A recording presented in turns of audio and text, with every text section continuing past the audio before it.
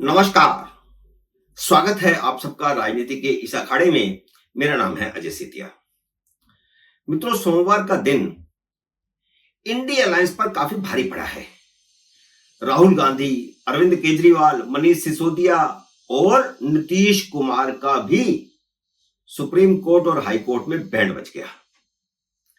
नीतीश कुमार अभी हैं तो एनडीए में, पर वह आग उन्हीं की सुलगाई हुई है जिसे राहुल गांधी सारे देश में लगाते घूम रहे हैं। एक एक करके हम सबकी बात करते हैं। सबसे पहले राहुल गांधी की बात। सोमवार को राहुल गांधी लोकसभा में बजट पर भाषण दे रहे थे। वह सरकार पर इतने ज्यादा हमलावर थे कि कह नहीं सकते। ऐसी ऐसी बातों पर भी बोले जिनका बजट से कुछ लेना देना भी नहीं था। पूरा पॉलिटिकल भाषण। बजट पर उन्होंने मुश्किल से 1/4 हिस्सा बोला होगा। उनके भाषण में एक जो बड़ा मुद्दा था, वह मुद्दा था जाति आधारित जनगणना का। अब बजट से जाति आधारित जनगणना का क्या लेना देना, यह राहुल गांधी ही समझा सकते हैं।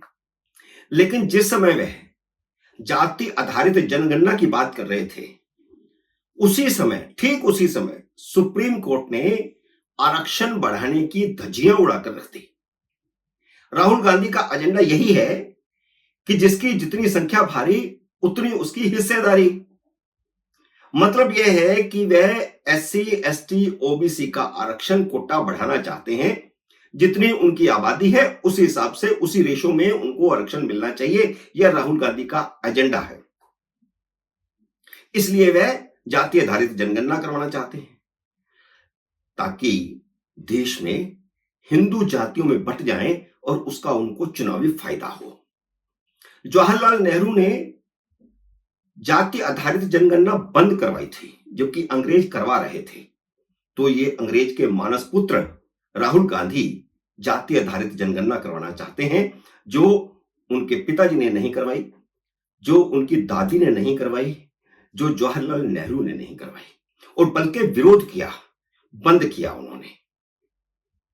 राहुल गांधी को यह ज्ञान लालू यादव और नीतीश कुमार ने दिया था। दोनों ने मिलकर बिहार में आरक्षण कोटा बढ़ाकर 65% कर दिया था। बिहार विधानसभा से कानून भी पास करवा लिया। पहले हाई कोर्ट ने उस पर रोक लगाई और अब सुप्रीम कोर्ट ने भी रोक लगा दी है। उस रोक को हटाने के लिए आए थे नीतीश कुमार खुद सुप्रीम कोर्ट में, लेकिन सुप्रीम कोर्ट ने उन्हें कोई राहत देने से इनकार कर दिया। नीतीश कुमार ने राहुल गांधी को यह ज्ञान उस समय दिया था जब वह इंडिया अलायंस बना रहे थे। इंडिया अलायंस के पितृ पुरुष तो असल में नीतीश कुमार हैं। हिंदुओं को बांटने के लिए इससे बढ़िया एजेंडा हो नहीं सकता था और राहुल गांधी ने इसे हाथों हाथ लिया और इंडिया अलायंस उसमें पूरी तरह कामयाब भी रहा। इस एजेंडे को अपनाकर उसे चुनावों में खूब फायदा हुआ। चुनाव में उन्होंने एससी, एसटी और ओबीसी को डराया कि मोदी आएगा तो आरक्षण खत्म कर देगा और वह प्रधानमंत्री बनेंगे, यानी राहुल गांधी प्रधानमंत्री बनेंगे तो आरक्षण बढ़ा देंगे। जितनी जिसकी संख्या होगी उसी हिसाब से उनको आरक्षण देंगे। यह राहुल गांधी ने वादा किया। पहला झूठ तो यह था कि मोदी आरक्षण खत्म कर देंगे। दूसरा झूठ यह था कि वह आए तो आरक्षण बढ़ा देंगे। वह आरक्षण नहीं बढ़ा सकते। सुप्रीम कोर्ट ने 1992 के अपने फैसले में आरक्षण की 50% की सीमा तय की हुई है ताकि बाकी के जो 50% है वे योग्यता के आधार पर नौकरियां पाएं और उसमें फिर एससी भी हों, एसटी भी हों, ओबीसी भी हों, हर्ज नहीं है। लेकिन योग्यता के आधार पर 50% और 50% आरक्षण एससी, एसटी और ओबीसी को। 2021 में 5 जजों की बेंच में इसे रिव्यू किया गया था, लेकिन 5 जजों की बेंच ने इसे अंततः रिव्यू करने से इनकार कर दिया, यानी आरक्षण का कोटा बढ़ाने से इनकार कर दिया। और उसी के हवाले से सोमवार को बिहार के आरक्षण कोटा बढ़ाने के आदेश को रोक दिया गया। हालांकि सितंबर में सुनवाई की बात कोर्ट ने जरूर कही है, और अगर ये सुनवाई होगी तो स्वाभाविक है कि अब 7 जजों की बेंच में होगी, क्योंकि 2021 में 5 जजों की बेंच ने तो उसे ठुकरा दिया था। राहुल गांधी अभी भी इन तीनों वर्गों को मूर्ख बना रहे हैं। सोमवार को भी उन्होंने अगड़ों पिछड़ों को उनमें जहर फैलाने की कोई कसर नहीं छोड़ी। राहुल गांधी के लिए इससे बड़ा सबक और क्या हो सकता है कि चीफ जस्टिस डीवाई चंद्रचूड़ खुद उस बेंच में थे जिसने हाई कोर्ट के फैसले पर स्टे लगाने से इनकार कर दिया। हाई कोर्ट ने इसे ठुकरा दिया है। जो बिहार सरकार ने आरक्षण बढ़ाया है 65% का, हाई कोर्ट ने उसे ठुकरा दिया, क्योंकि उस पर सुप्रीम कोर्ट का ऑलरेडी फैसला है। वैसे चंद्रचूड़ के मन में क्या है यह अभी नहीं कह सकते। वह ठीक 100 दिन बाद रिटायर हो रहे हैं, और रिटायर होने से पहले वह क्या गुल गबाड़ा कर जाएं कह नहीं सकते। रिटायर होने से पहले उन्हें जजों को जमानत का ज्ञान बांटना शुरू कर दिया है।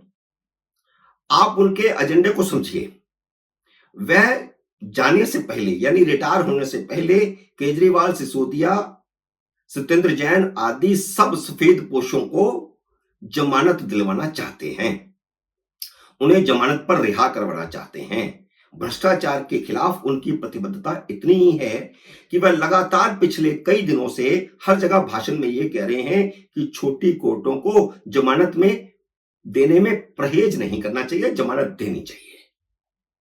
पिछले कई दिनों से बार बार यही कह रहे हैं कि निचली अदालतें जमानत देने में परहेज क्यों करती हैं। यह हाई कोर्टों को साफ संदेश है कि वे भ्रष्टाचार में फंसे सफेद पोशों को जमानत दें। अब सुप्रीम कोर्ट किस रास्ते पर चल रही है, चीफ जस्टिस किस रास्ते पर चल रही है, यह देश की जनता देख रही है। इसलिए लगता है कि केजरीवाल, सिसोदिया और जैन को जमानत दिलाकर ही जाएंगे, और वह 11 नवंबर को रिटायर हो रहे हैं।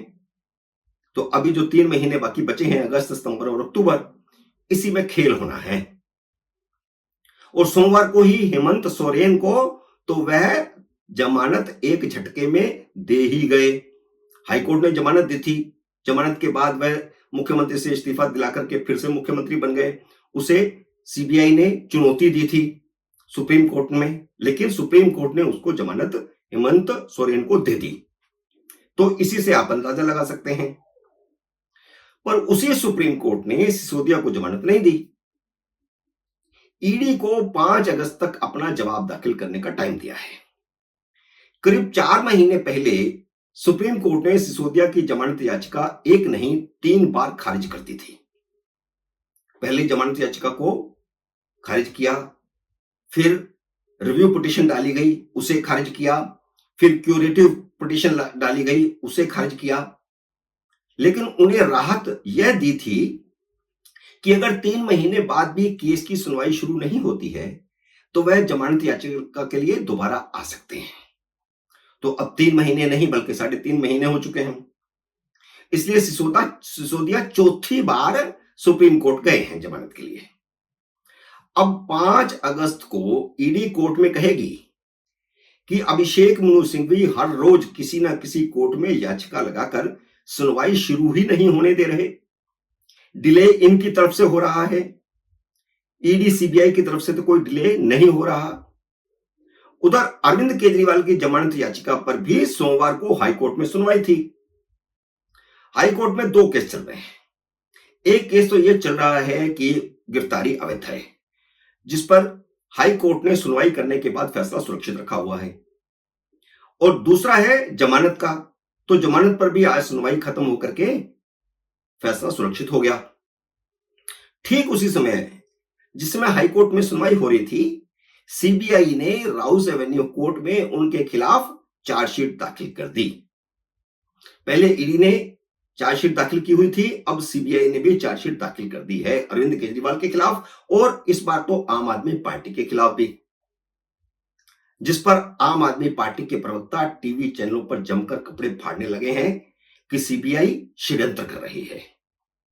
और विपक्षी दलों को साथ लेकर के 30 जुलाई को जंतर मंतर पर धरने का आयोजन भी किया जा रहा है। लेकिन मैं बता दूं कि संजय सिंह ने प्रेस कॉन्फ्रेंस करके कहा है कि उसमें कांग्रेस आ रही है, सीपीआई आ रही है, सीपीएम आ रही है, समाजवादी पार्टी आ रही है, फलाना आ रहा है, ढिमका आ रहा है, तृणमूल कांग्रेस आ रही है, आ रही है। लेकिन एक बात बता दें कि राहुल गांधी नहीं आएंगे, क्योंकि राहुल गांधी ऐसा मैसेज नहीं देना चाहते कि वे भ्रष्ट केजरीवाल के साथ खड़े हैं, क्योंकि विधानसभा चुनाव अब सिर्फ 4 महीने बाकी रह गया है। तो विधानसभा चुनाव, क्योंकि कांग्रेस को कोई गठबंधन आम आदमी पार्टी से करना नहीं है, इसलिए राहुल गांधी तो धरने पर नहीं आएंगे। आम आदमी पार्टी के प्रवक्ता और नेता और सांसद और मंत्री सभी ने ही एकदम धड़ाधड़ प्रेस कॉन्फ्रेंस से कर दी। लेकिन पिछले हफ्ते आम आदमी पार्टी के सारे नेता जो केजरीवाल को की सेहत को लेकर के झूठ बोल रहे थे, क्या वह जमानत करवाने का षड्यंत्र नहीं था? अगर सीबीआई कोई षड्यंत्र कर रही है, तो क्या आम आदमी पार्टी ने लगातार जो षड्यंत्र नहीं रचा उनके झूठ बोल करके, उनकी सेहत को लेकर के? मित्रों, उम्मीद है मेरा ये वीडियो आपको पसंद आया होगा। इसे लाइक और शेयर कीजिए। अगर आपने मेरे यूट्यूब चैनल को अब तक सब्सक्राइब नहीं किया तो कृपया सब्सक्राइब करके अपना आशीर्वाद दीजिए। जल्दी मिलते हैं अगले वीडियो में किसी अन्य विषय के साथ। तब तक नमस्कार।